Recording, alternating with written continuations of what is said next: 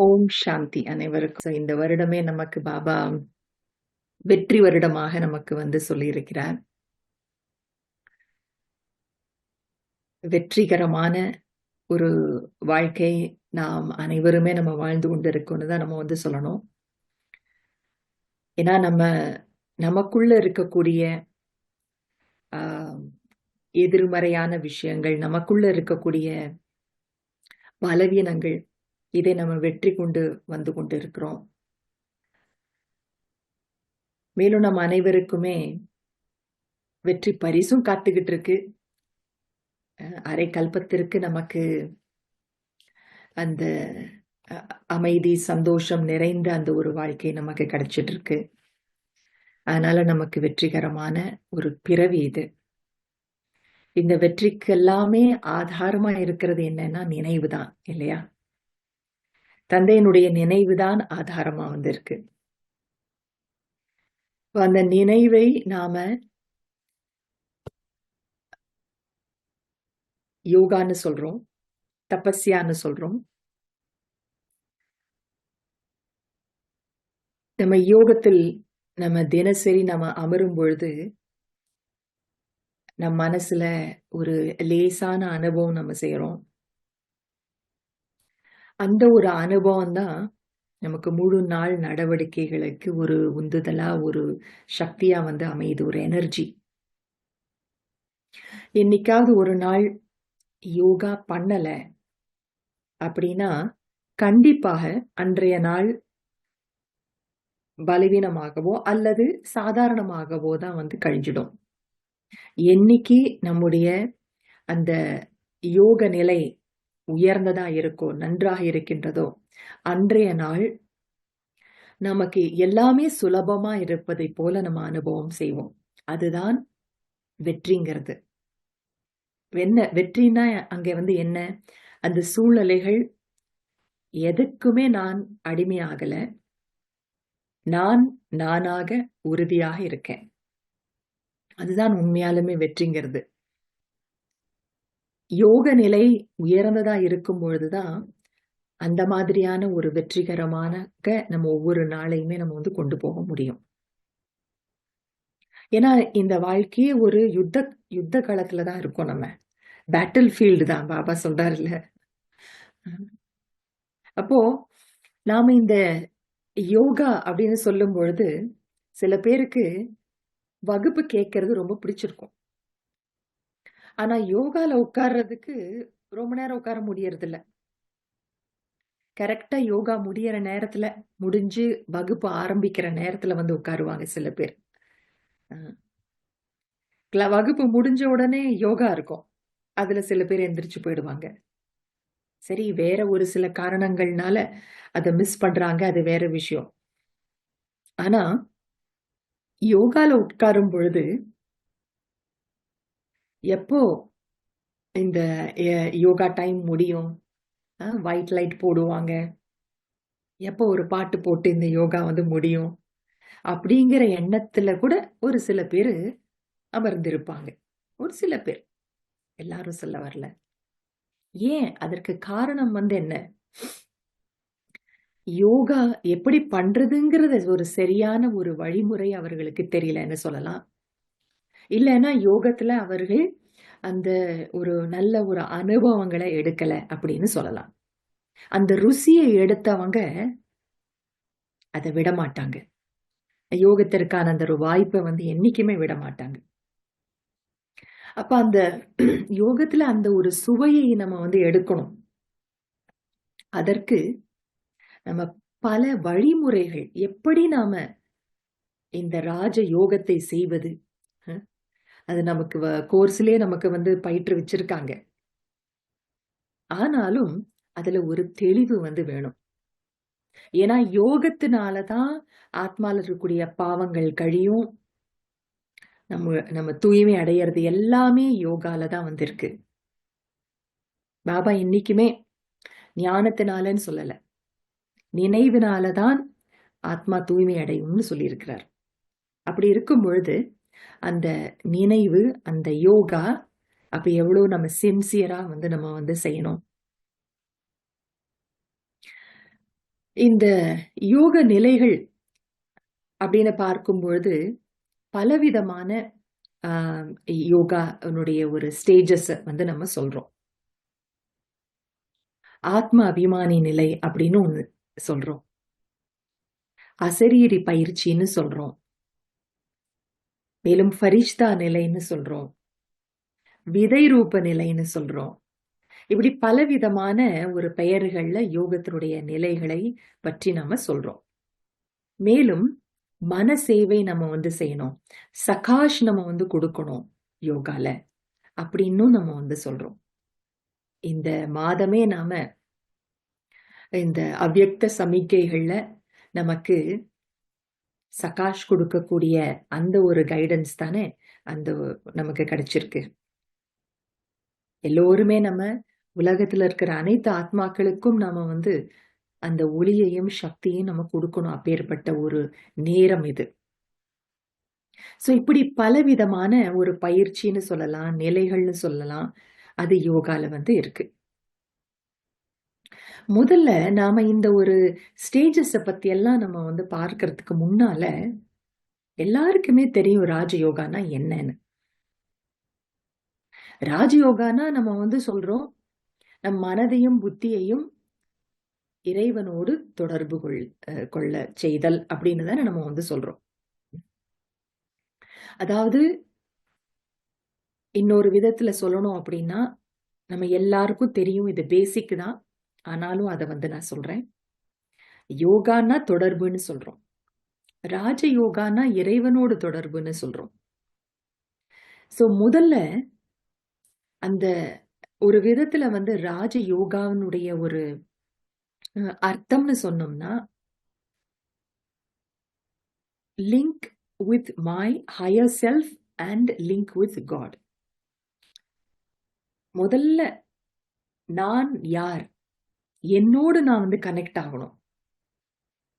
நான் என்னுடைய higher self அப்படின்னு சொல்றோம். என்னுடைய அந்த ட்ரூ செல்ஃப், உண்மையில் நான் யார், என்னுடைய அந்த உயர்ந்த நிலையின் பக்கம் நான் கனெக்ட் ஆகிறது, அதுதான் ராஜயோகா. மேலும் உயர்ந்திலும் உயர்ந்த அந்த தந்தை, அவரோடு என் மனம் புத்தியை நான் வந்து லிங்க் பண்றது, இதுதான் ராஜயோகா. சரி, எப்படி நான் வந்து அவரோடு நான் வந்து தொடர்பு கொள்றது, எப்படி நான் என்னுடைய அந்த உயர்ந்த அந்த செல்ஃப் அப்படின்னு நம்ம சொல்றோம் இல்லையா, அதோடு நான் வந்து தொடர்பு கொள்தல். சோ இதற்கு நம்ம சொல்றோம், இதற்கு முதல்ல தெரிஞ்சுக்கணும், தன்னை பத்தியும் இறைவனை பத்தி தெரிஞ்சுக்கணும்னு சொல்றோம். நம்ம எல்லாருக்கும் அது தெரியும். நான் யார், தந்தை யார், நமக்கு நல்ல தெளிவா ஏ ஃபார் ஆப்பிள் மாதிரி நமக்கு தெரியும். இப்போ நாம ஒரு பக்கம் மனசை வந்து தொடர்பு கொள்ள வைக்கணும் அப்படின்னா, அந்த மனசு எங்கெங்கெல்லாம் இருக்கோ அதுல இருந்து நாம விடுபடுத்தணும். விடுபடுத்தினாதான் ஒரு பக்கம் லைக்க வைக்க முடியும். ஏன்னா மனம் ஒரே மனசு தானே, ஒரே மனசுதான். அது ஒரு பக்கம் மாட்டி இருந்தா இன்னொரு பக்கம் எப்படி மாட்டும், எப்படி மாட்ட வைக்க முடியும், லிங்க் பண்ண வைக்க முடியும். சோ அதனால நான் அந்த என் மீது நான் கனெக்ட் பண்ணணும், பரமாத்ம தந்தையின் மீது கனெக்ட் பண்ணணும் அப்படின்னா, நான் ஒரு சில விஷயங்கள்ல இருந்து நான் விடுபடணும், டிட்டாச் பண்ணணும் நான். அப்போ நான் விடுபடுறதுக்கு முதல்ல எப்ப நான் ஒரு விஷயத்துல இருந்து நான் விடுபடுவேன், எனக்கு அதுல ஈடுபாடு இல்லைங்கும் போதுதான் நான் விடுபடுவேன். அப்ப அந்த ஈடுபாடு இல்லாம வந்து போகணும்னா அதற்கு என்ன தேவை, விருப்பமின்மை தேவை. அப்போ முதல்ல வந்து டிஸ்இன்ட்ரெஸ்ட், அதுக்கப்புறம் தான் டிட்டாச்மெண்ட். அப்போ நம்ம இந்த யோகத்தினுடைய ஒரு நிலைகள்ல கூட நாம பல விஷயங்கள் மேல நம்ம வந்து ஈர்ப்பு இருந்தது அப்படின்னா, அது ஏதாவது ஒரு நபருடைய விஷயமா நபராக இருக்கலாம், அல்லது நடந்து முடிந்த சம்பவமாக இருக்கலாம். இதன் மேல மாட்டப்பட்டு இருந்தது. ஈர்ப்புன்னா என்ன, மாட்டி இருத்தல். அதிலிருந்து நம்ம விடுபடுத்தணும். அப்ப அதுல இருந்து நம்ம விடுபட்டு நம்ம அது அது அது அவசியம் இல்லைங்கிறத உணர்ந்து பிறகு அதுல இருந்து விடுபட்டு பிறகு தன்னுடைய முன்னேற்றத்திற்கான ஒரு ஆழ்ந்த ஒரு அன்பு, தந்தையின் மேல ஒரு ஆழ்ந்த ஒரு அன்பு, இதை நம்ம கொண்டு வரும்போதுதான் யோகாவே ஆரம்பமாகுது. சோ அத ஆங்கில வார்த்தைகள்ல சொல்லணும்னா டிஸ்இன்ட்ரெஸ்ட், அதுக்கப்புறமா டிட்டாச்மெண்ட், டீப் லவ். இது 3 தான் வந்து பேஸ் யோகாக்கே. அப்பதான் நம்முடைய ப்ராசஸ், அந்த யோகத்தினுடைய அந்த பயிற்சியே ஆரம்பமே ஆகுது. ஏன்னா அன்பு இல்லைன்னாலும் அங்க நடக்காது. அங்க வந்து அந்த யோகத்தினுடைய ஒரு ஆதாரமே அன்புதான். அன்புனா முதல்ல தன் மேல அன்பு இருக்கணும். அதாவது தன்னுடைய முன்னேற்றத்தின் மேல, தனக்கு மேன்மையை கொண்டு வருவதில்ல, தான் மேம்படணுங்கிற அந்த ஒரு விஷயத்துல அன்பு, பிறகு தந்தையின் மீது அன்பு. இதுதான் பேஸே நம்ம யோகாக்கு. அது பிறகுதான் நம்ம அந்த பயிற்சி செய்யறோம். ஆத்மா உணர்வினுடைய ஒரு பயிற்சியா நம்ம இங்கிருந்து நான் பறந்து செல்வது, ஜேர்னி அப்வர்ட்ஸ். அதுக்கப்புறம் பாபாவோட நம்ம பரந்தாமத்துல நம்ம அங்கு பரந்தாமத்தில் இருந்து கொண்டு தந்தையினுடைய ஒரு அருகாமையில் அமர்ந்து நான் அவருடைய ஒளியில மூழ்கி இருக்கக்கூடிய ஒரு அனுபவம். சூட்சும வதனத்துல பாப் தாதாவோட நம்ம உரையாடல் செய்யக்கூடிய அந்த ஒரு பயிற்சி. பிறகு ஃபரிஷ்தாவா ஆகி இந்த முழு உலகத்துக்குமே நம்ம குட் விஷஸ் கொடுக்கறதுடைய பயிற்சி எல்லாமே நம்ம வந்து செய்யறோம். சோ இப்போ பாபா ஒரு அவ்யக்த முரளியில பதி ஒரு போன எந்த அவ்யக்த முரளி ஞாபகம் இல்லை, ஏதோ ஒரு அவ்யக்த முரளி, அது வந்து ரிவைஸ்டு ஒரு முரளியில வந்து பார்த்தோம்.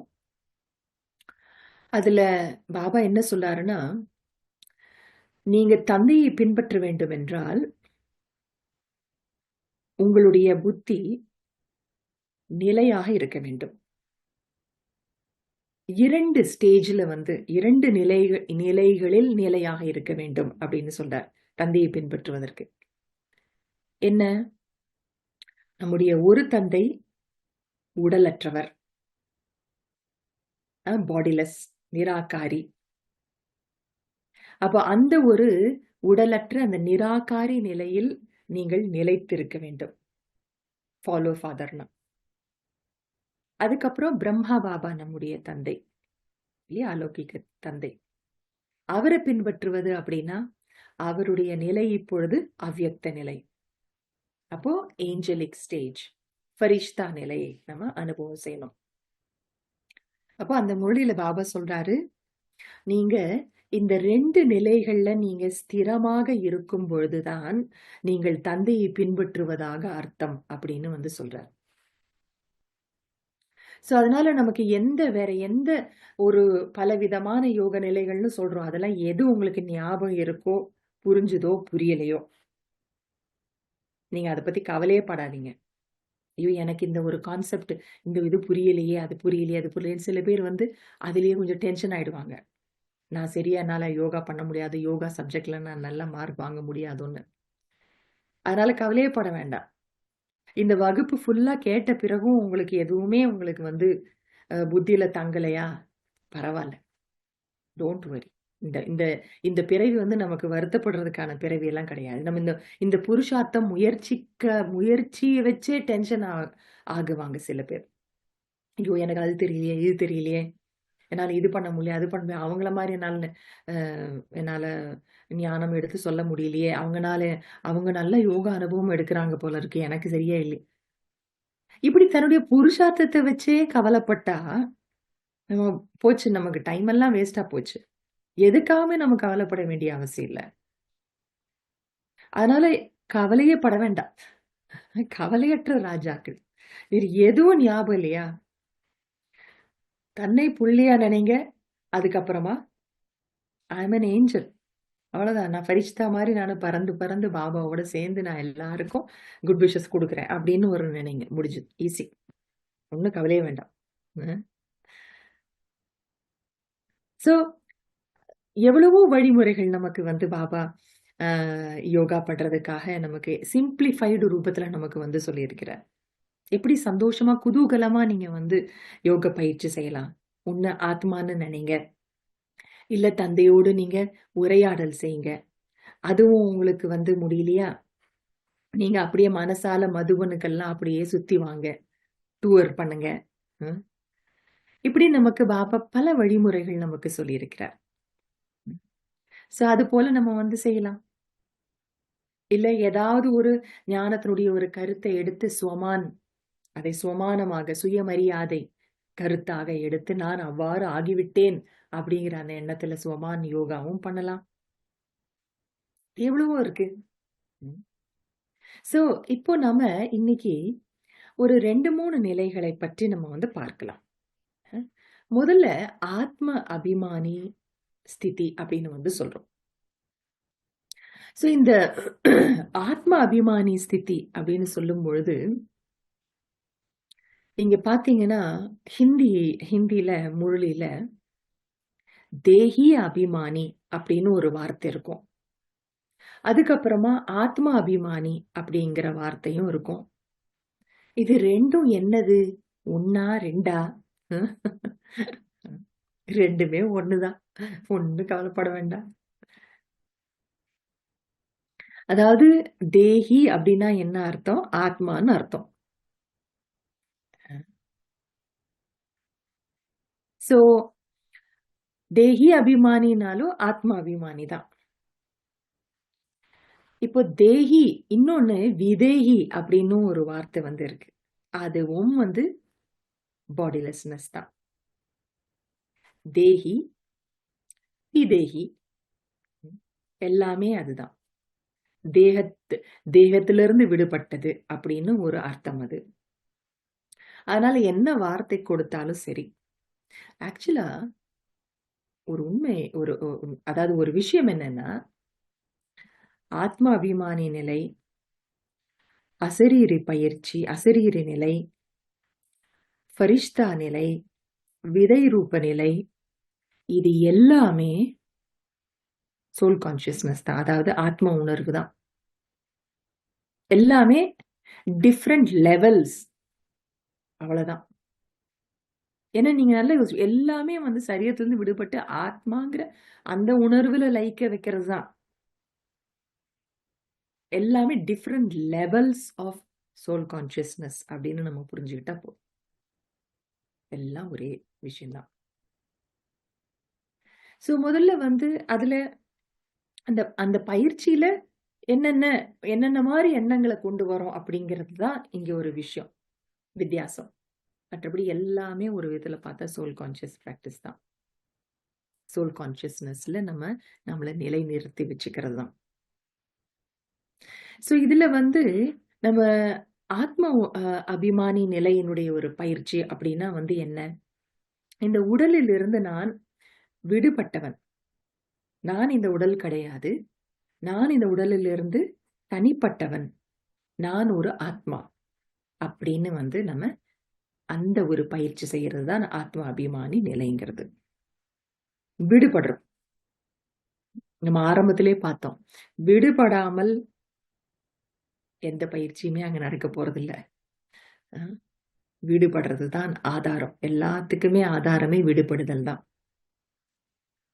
அதனால நான் ஆத்மா இந்த உடல்ல இருந்து விடுபட்டவன் அப்படிங்கிற அந்த ஒரு பயிற்சி நம்ம வந்து செய்யறோம். அதுதான் ஆத்மா அபிமானி நிலை. அப்போ முதல்ல நாம இந்த ஒரு ஆத்மா அபிமானி நிலையில உடலிலிருந்து விடுபடுறோம். இந்த உடலை ஓகே, இப்படி ஒரு உடல் இருக்கு, எலும்பும் சதையுமான இந்த ஒரு உடல் இருக்கு. இது நான் அல்ல, இதுக்குள்ள நான் வசித்துக் கொண்டிருக்கேன் அப்படின்னு தன்னை விடுபடுத்தி நம்ம வந்து பார்க்கிறோம். இதுதான் ஆத்மா அபிமானி நிலைங்கிறது. நம்ம அமர்ந்து பயிற்சி செய்யும் போது இது இந்த உடலிலிருந்து விடுபட்டு நான் ஒரு ஒளிப்புள்ளி.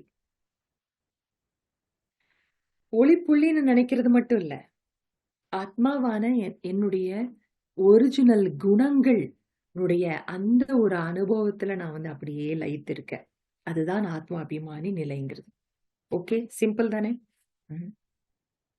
உடலிலிருந்து விடுபடுதல், பிறகு ஆத்மாவின் அந்த உண்மையான குணங்களில் அப்படியே மூழ்கி இருத்தல், அந்த அனுபவத்தில் தன்னை பார்த்தல். இந்த உடலிலிருந்து விடுபடுறதுன்னு நம்ம சொல்றோம் இல்லையா? இதுதான் ஒரு விதத்துல அசரீரி அப்படிங்கிறது, விடுபடுறது. நான் இந்த உடல் அல்லன்னு அதுல இருந்து டோட்டலி நம்ம விலகுறோம். பாடிலெஸ்னஸ். அப்ப அதுல இருந்து விலகிய பிறகுதான் என்ன ஆத்மான்னு நான் நினைக்க முடியும். சோ இந்த சங்கம் யோகத்துல நாம இந்த அசரீரி பயிற்சியும் ஆத்ம அபிமானி நிலையும் நம்ம கொண்டு வரோம். ஆனா சத்யுகத்துல நம்ம ஆத்ம அபிமானி நிலையில தான் இருப்போம். அங்க அசரீரி பயிற்சி அங்க கிடையாது. ஆனா இங்கதான் நம்ம அசரீரி பயிற்சி, அதாவது உடலிலிருந்து நான் சரீரமற்றவன் அப்படிங்கிற அந்த உணர்வுல வந்த பிறகுதான் நம்ம ஆத்ம அபிமானியாகவே நம்ம ஆக முடியும். இப்போ ஆத்ம அபிமானியில அந்த குணங்களுடைய ஒரு சொரூபமாக நம்ம அனுபவம் செய்யறோம். சத்யுகத்துல நம்ம அந்த சொரூபமாகவே நம்ம இருப்போம். அங்க நம்ம அந்த அசரீரி பயிற்சிக்கான ஒரு அவசியம் இல்லை.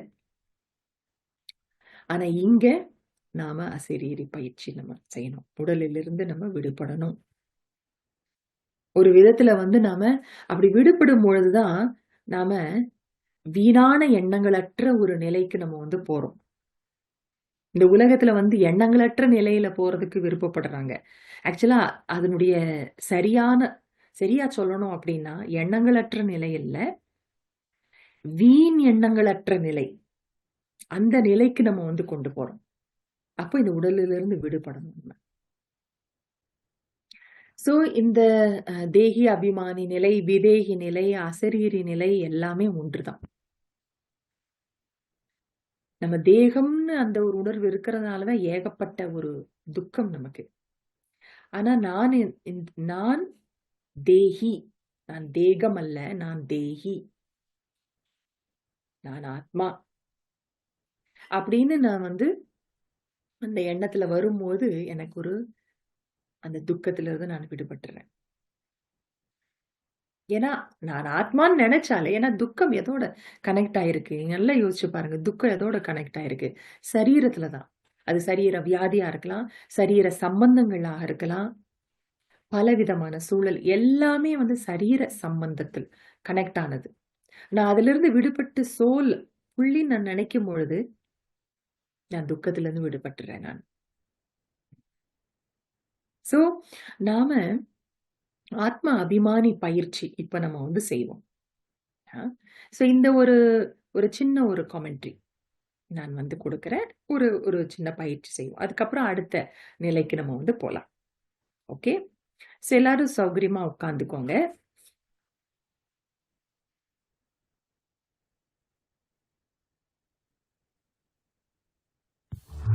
உடலில் உள்ள இறுக்கங்களை எல்லாமே தளர்த்தி ஓய்வாக அமர்ந்து கொள்ளுங்கள்.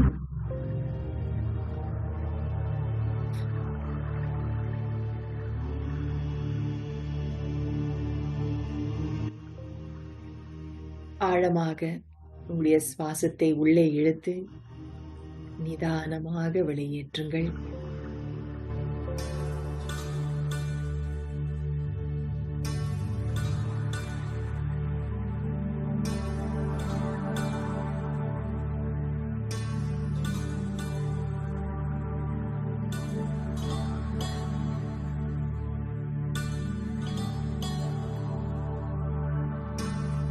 நான் எங்கு அமர்ந்து கொண்டிருக்கின்றேன், இந்த சுற்றுப்புற சூழல் அனைத்தையும் ஒரு விடுபட்ட பார்வையாளனாக கவனிக்கின்றேன்.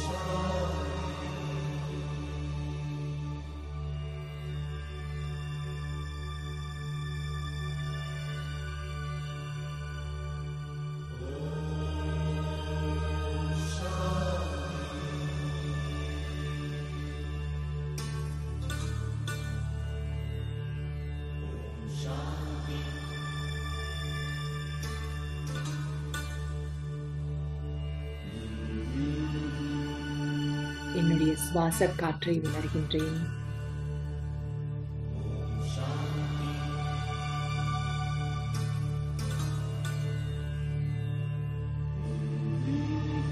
இந்த உடலில் உள்ள இறுக்கங்களை எல்லாம் தளர்க்கின்றேன்.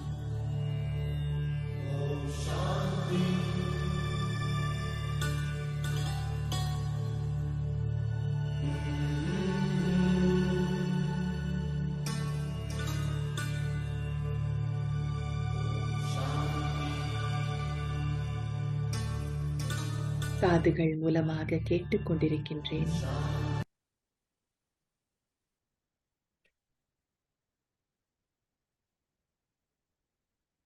கண்களால் பார்த்து கொண்டிருக்கின்றேன்.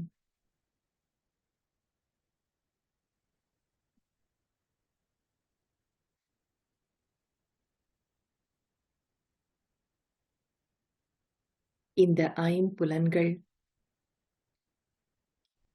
எலும்பு சதையின் நரம்புகளால் ஆன இந்த உடல் நான் அல்ல.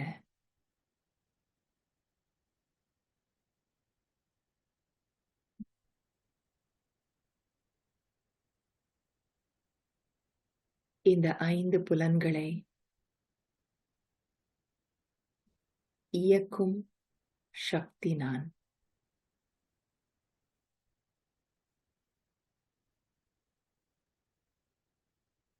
பிரகாசமான வெண்மையான ஒளிப்புள்ளி ரூபமான ஆத்மா நான்.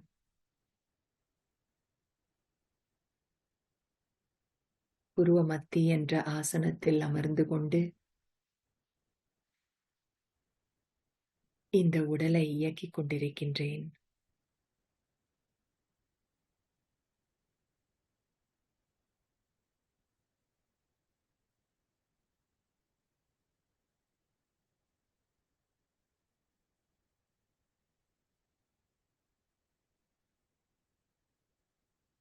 இந்த உடல் ஸ்திரமாக இப்பொழுது இருக்கின்றது.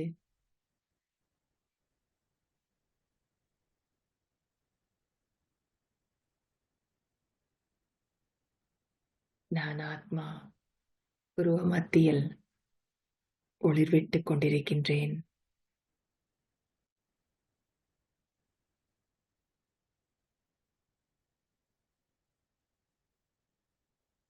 இந்த உடல் இயற்கையோடு கலந்து விடக்கூடியது, முடிந்து விடக்கூடியது.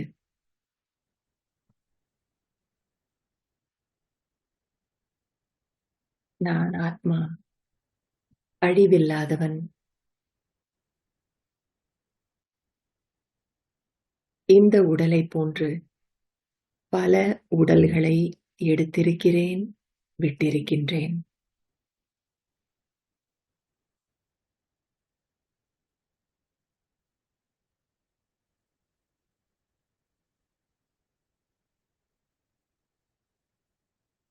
புருவ மத்தியில் அமர்ந்திருந்தாலும் இந்த உடலிலிருந்து விடுபட்டவனாக, தனிப்பட்டவனாக என்னை நான் அனுபவம் செய்கின்றேன்.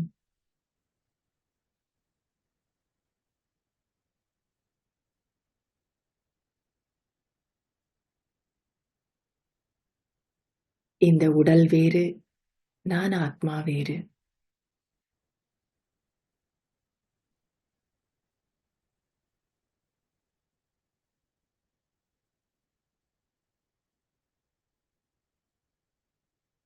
ஒரு காய்ந்த ஓட்டிற்குள் இருக்கும் பக்குவப்பட்ட, விடுபட்ட ஒரு விதையைப் போல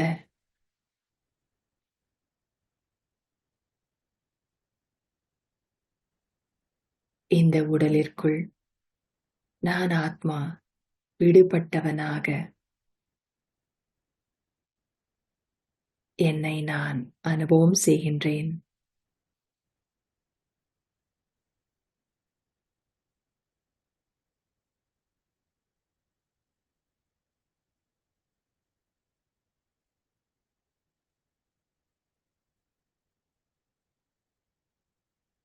ஆழ்ந்த அமைதி.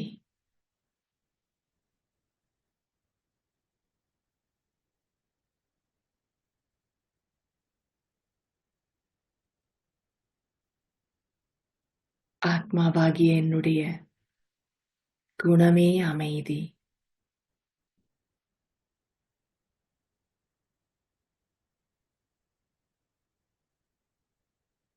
சாந்த் ஸ்வரூப் ஆத்மா நான்.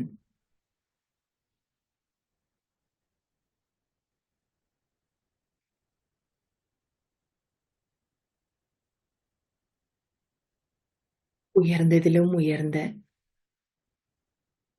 பரம் பிதா பரமாத்மா ஷிவ் பாபாவின் இனிமையான குழந்தை நான்.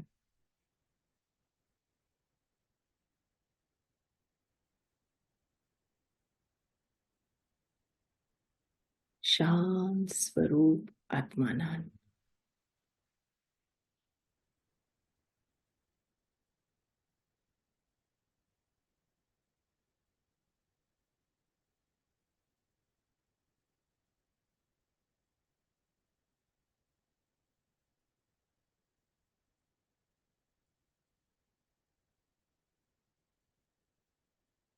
ஓம்.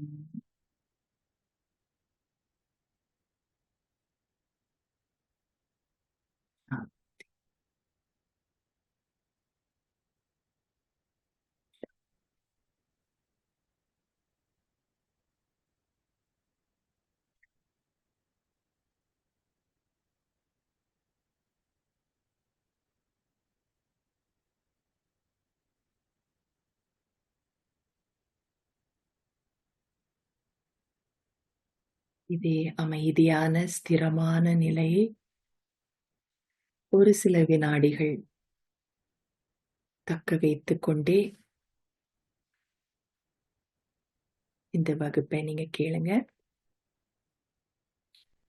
நம்ம யோகா முடிச்ச உடனே நம்ம அசைவுல பேச்சுல போகிறத நம்ம தவிர்க்கணும். எவ்வளவு தூரம் அந்த அமைதியான நிலையை நம்ம எவ்வளவு நேரம் தக்க வச்சுக்க முடியுமோ அது ரொம்ப நல்லது.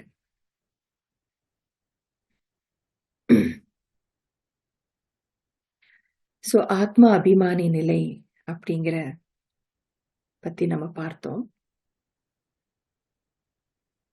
ஒன்று, அதாவது எப்பவுமே 3 விஷயம் ஒண்ணு இருக்கு.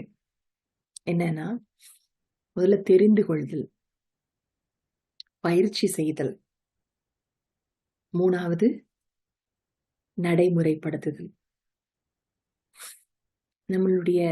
நமக்கு ஞானமும் யோகமும் எதற்காக? தாரணைக்காக. வெறும் நமக்கு கேட்கறது மட்டுமல்ல, யோகா பண்றது மட்டுமல்ல, நாம நடைமுறையிலையும் அதை கொண்டு வரணும். அப்பதான் நம்ம சம்பூர்ணமாக முடியும், முழுமை நிலை அடைய முடியும். நம்ம இப்ப ஆத்மா அபிமானி அப்படிங்கிற விஷயத்தை தெரிஞ்சுக்கிறோம். பிறகு நம்ம யோக பயிற்சி நம்ம செய்யறோம். அந்த நிலையே நம்ம அனுபவம் செய்யறோம்ல. நான் இது உடல் அல்ல, இது உடல்ல இருந்து விடுபட்ட ஆத்மா, என்னுடைய குணமே இதுதான் அப்படின்னு. அதன் பிறகு முழு நாள்ல நான் அதை நடைமுறைகள்ல கொண்டு வரணும். அதுவும் சேர்ந்து சேர்ந்து நம்ம தெரிஞ்சுக்கணும். இப்ப நான் ஆத்மா அபிமானி நிலையே என்னுடைய நடைமுறையில நான் கொண்டு வர்றதுன்னா என்ன அர்த்தம்? யாரு ஆத்மா அபிமானி நிலைய நடைமுறையில கொண்டு வர்றாங்களோ கண்டிப்பா அவங்க சந்தோஷமா அந்த சந்தோஷத்தை அனுபவம் பண்ணுவாங்க, அன்பா இருப்பாங்க. ஸோ பாபா ஒரு 91 91வது வருடத்துல ஒரு அவ்யக்த முரளியில பாபா சொல்லியிருக்கிறார். என்னன்னா, யார் அந்த ஒரு அசரீரி பயிற்சி செய்கிறார்களோ, ஆத்மா அபிமானி நிலையில் இருக்கின்றார்களோ, அவர்கள் அன்பானவர்களாக இருப்பார்கள் அப்படின்னு சொல்லியிருக்கார். அவங்க இந்த உடலில் இருந்து கொண்டே உடலிலிருந்து விடுபட்ட அனுபவத்தை எடுப்பவர்களை எல்லோரும் நேசிப்பார்கள் அப்படின்னு வந்து சொல்லியிருக்கிறார். 27th May 1991 முரளியில. இப்போ இது வந்து அடையாளம். அது நம்ம நடைமுறையில கொண்டு வந்திருக்கோங்கிறது அடையாளம். சரி, நான் எப்படி நடைமுறையில நான் வந்து கொண்டு வர்றது ஆத்ம அபிமானி நிலைய? என்னை நான் ஆத்மாங்கிற அந்த ஒரு எண்ணத்தை நான் அப்படி கொண்டு வரேன். எந்த செயலை செய்யும் போது ஓகே, நான் ஆத்மா, நான் இந்த ஒரு கை கால்கள் மூலமா இந்த வேலையை செய்யறேங்கிற அந்த ஒரு எண்ணத்தை கொண்டு வரேன். அது மட்டும் அல்லாமல் நான் ஆத்மா, நான் என்றுமே அழியாதவன்கிற அந்த உணர்வு, அதை கொண்டு வர்றது. அப்போ இந்த சரீரத்துக்கு ஏதாவது தொல்லை வரும்போது, வியாதி வரும்போது அங்க பயம் வராது. அதுதான் ஆத்ம அபிமானி நிலைய வந்து நம்ம நடைமுறையில கொண்டு வர்றதுங்கிறது.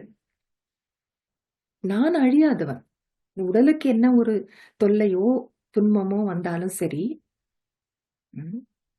வியாதி வந்தாலும் சரி, ஆத்மா நான் அழியாதவன். அப்ப அந்த மரண பயமும் அங்க இருக்க போறதில்ல. அதே நேரத்துல ஆத்ம உணர்வை நான் நடைமுறையில கொண்டு வரேன் அப்படின்னா, எல்லாரையுமே நான் ஆத்மாவா நான் வந்து பாக்குறது. எனக்குன்னு ஒரு தனித்துவ ஒரு குணம் எனக்கு வந்து இருக்கு. அதே மாதிரி ஒவ்வொருத்தருமே வந்து தனிப்பட்டவர்கள். ஒவ்வொரு ஆத்மாவும் தனித்தனி அவரவர் பங்கை ஆற்றிக் கொண்டிருக்கிறார்கள். அப்படிங்கிற அந்த உணர்வு எனக்கு எப்பவுமே தக்க வச்சிருந்தேன்னா, அதுதான் வந்து ஆத்ம அபிமானி நிலையை நம்ம நடைமுறையில கொண்டு வர்றதுங்கிறது. ஒவ்வொருத்தருமே தனித்தனி நம்ம வந்து புரிந்து கொள்ளும் பொழுது, நாம அங்க யாரையும் யாரோடையும் நம்ம ஒப்பிட்டு பார்க்க மாட்டோம். இவங்க ஒசத்தி நான் தாழ்த்தி, இல்ல நான் ஒசத்தி அவங்க தாழ்த்தி. அப்படியெல்லாம் அந்த ஒரு வித்தியாசத்துல நம்ம வந்து போவே மாட்டோம். அங்க பொறாமைக்கோ, பேராசைக்கோ, அகங்காரத்துக்கோ அங்க இடமே அங்க வந்து இருக்காது. ஏன்னா இதெல்லாம் ஒப்பிட்டு பார்க்கறதுனால தான் இந்த எல்லா வேண்டாத உணர்வுகள் வருது. சொன்னல ஒவ்வொருத்தரும் அவங்கவங்க முயற்சி செய்துட்டு இருக்காங்க. இந்த ஆன்மீக முயற்சியில கூட. அவங்கவங்க தனித்தனி பார்ட். அவங்க பார்ட் தனி, என்னுடைய பார்ட் தனி. யாரோடையும் நான் வந்து ஒப்பிட வேண்டிய அவசியமே இல்ல. ஒப்பிட்டு பார்த்தேன் அப்படின்னா, இந்த நம்ம பாபா குழந்தைகள் நம்ம பரிவாரத்துக்குள்ளே நான் ஒருத்தருக்கு ஒருத்தர் நான் ஒப்பிட்டு என்ன பார்த்தேன் அப்படின்னா, அது ஆத்ம அபிமானி நிலையே இல்ல. அப்ப ஆத்ம அபிமானி நிலையே நம்ம வந்து வெறும் பயிற்சியோட மட்டும் இருக்கக்கூடாது. நடைமுறையிலயும் இவ்வாறு நம்ம வந்து கொண்டு வரணும். ஒவ்வொரு ஆத்மாவும் தனித்துவம் மிக்கவர்கள். அவங்கவங்க ஜேர்னில இருக்காங்க. நான் என்ன செய்யணும்? எல்லாருக்குமே நான் அன்பை பகிர்ந்து கொள்ளணும். அந்த ஆத்மீக அன்ப. யாரா இருந்தாலும் சரி. நான் அவங்களுக்கு வந்து அந்த ஒரு ரெஸ்பெக்ட் நான் வந்து குடுக்கணும். இதுதான் நான் ஆத்ம அபிமானியுடைய நடைமுறை விஷயம். வெறும் யோகா மட்டும் பத்தவே பத்தாது. ஏன்னா, அதாவது அந்த யோகத்துல வந்து அந்த அனுபவம் எடுக்கிறதே நம்ம வந்து அதுவாக மாறுவதற்காக தான். சில பேர் அவ்ளோ நேரம் வந்து உட்கார்ந்து யோகா பண்ணுவாங்க. தவறாம உட்கார்ந்து அவங்க அமிர்த வேளை யோகா பண்ணுவாங்க. ஈவினிங் யோகா பண்ணுவாங்க. பட்டியில வந்து அப்படியே அசையாம உட்காருவாங்க. எல்லாத்துக்கு முன்னாடி வந்து உட்கார்ந்து கூட பண்ணுவாங்க. எல்லாரையும் சொல்ல வரல. ஒரு சில பேர் அப்படி எல்லாம் பக்காவா செய்வாங்க. ஆனா, யோகா முடிஞ்சது. அடுத்தது சேவை களத்துல இறங்குறாங்க. இல்ல வேற ஏதேதோ வேலையில இறங்குறாங்க. டென்ஷன் ஆகுறது, கோபப்படுறது, சப்தமா பேசுறது, மத்தவங்க மனசு சங்கடப்பட வைக்கிறது, அவருடைய சைகையாலேயோ, பேச்சினாலேயோ ஏதோ ஒரு விதமான ஒரு சூழ்நிலையில டிஸ்டர்பன்ஸ் கொண்டு வர்றது. இந்த மாதிரி எல்லாம் இருந்தா, அதனுடைய அர்த்தம் வந்து என்ன?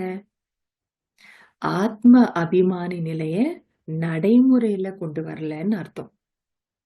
மறதி வந்துடுச்சுங்க. நான் யாருங்கிறது அங்க மறந்து போச்சு. அதனால நம்ம யோக நிலைகளை நம்ம தெரிஞ்சு யோகா பண்றது மட்டுமல்ல, கூடவே அதை நம்ம நடைமுறையில கொண்டு வர்றதுக்கானவும் நம்ம வந்து தெரிஞ்சுக்கணும். அதனால ஆத்ம அபிமானி நிலைய நம்ம நடைமுறையில கொண்டு வர்றதுனா என்ன? நான் ஆத்மா என்றுமே அழியாதவன் அப்படிங்கிற அந்த உணர்வை தக்க வைக்கிறது. நாம் எல்லாருமே ஒன்றுதான், யாரும் மேல கீழ கிடையாது அப்படிங்கிற அந்த உணர்வு எந்த கம்பேரிசன்லயும் நம்ம வந்து போறதில்ல. ஒவ்வொருத்தருமே அவரவருக்குன்னு ஒரு அற்புதமான பங்கை ஆற்றி வருகிறார்கள்னு அவர்கள் மேல மரியாதை, ஆத்மீக அன்பு. இதுதான். ஓகே. அடுத்தது